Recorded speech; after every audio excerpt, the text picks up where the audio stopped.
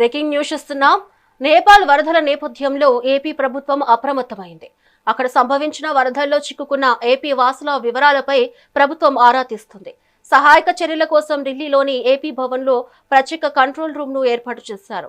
బాధితులు వారి బంధువుల సమాచారం కోసం 01123338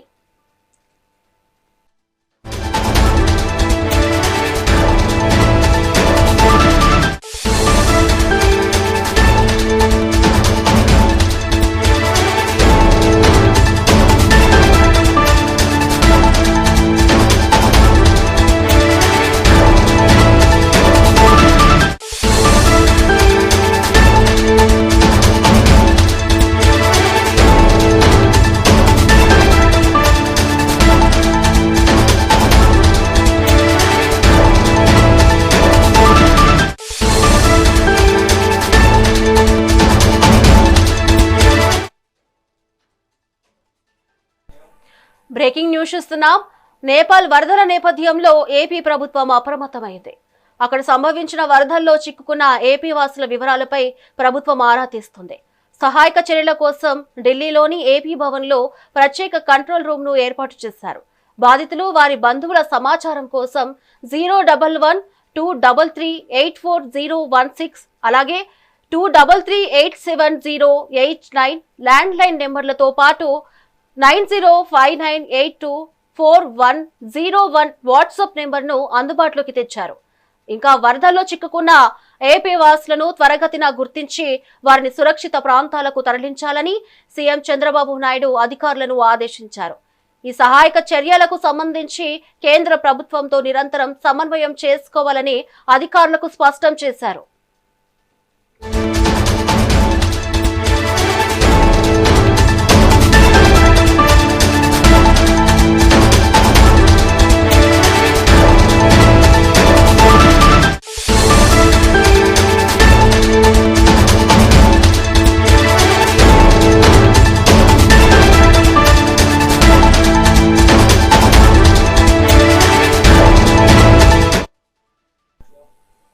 ఇక వరదల్లో చిక్కుకున్న ఏపీ వాసులను త్వరగతిన గుర్తించి వారిని సురక్షిత ప్రాంతాలకు తరలించాలని సీఎం చంద్రబాబు నాయుడు అధికారులను ఆదేశించారు.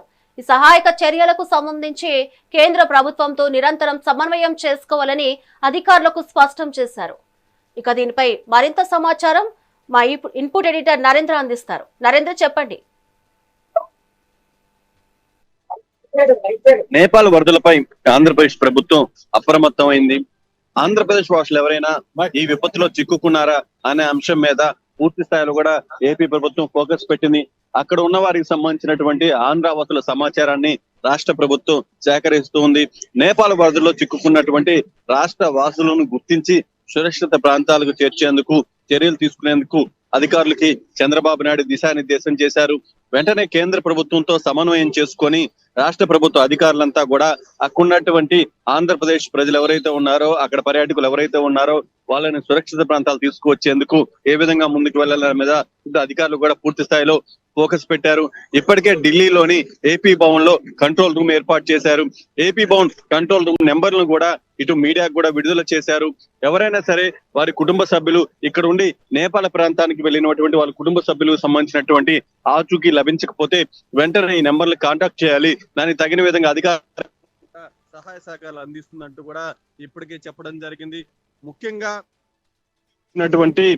వినతుల్ని ఇమీడియట్ గా స్వీకరించి బాధితుల ఎవరైతే పర్యాటకులు ఉన్నారో వాళ్ళ కోసం పూర్తి స్థాయిలో కూడా అన్ని విధాల అధికార యంత్రాంగం అంతా కూడా సిద్ధంగా ఉండాలంటూ చంద్రబాబు నాయుడు ఆదేశాలు జారీ చేశారు.